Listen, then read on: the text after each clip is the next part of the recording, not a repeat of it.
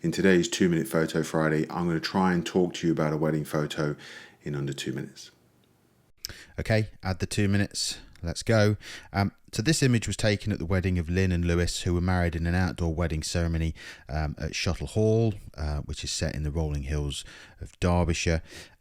When I got to the venue and I walked out into the gardens and had a look round, I instantly saw the potential for this shot, but I wasn't 100% sure that Lynne would be coming out of this door. There is a path to the right which sweeps around to the front of the venue, so she could have easily have walked that way, but I had my fingers crossed that she would indeed come through this door.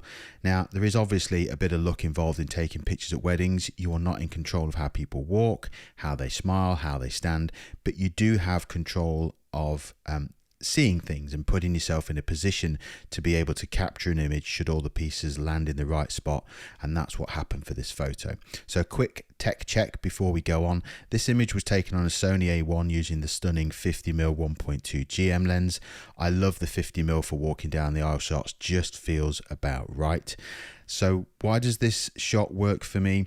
I love the leading lines of the path and the steps. I love that we have the building nicely in the shot. We have people looking at Lynne and her dad.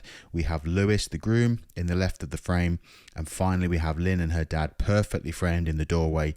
And as mentioned before, I had a bit of luck as both Lynne and her dad have their heads up and are looking down the garden to where the ceremony is going to take place. Now, not every wedding gives you the opportunity to capture a great walking down the aisle shot. Sometimes people will be walking down the aisle with their heads down or not looking interested in what's happening, but thankfully for this shot, the pieces fell into place. So there you go, that's another Wedding Photo Friday video done. Join me in a few weeks' time when we'll be taking a look through another of my favourite wedding photos.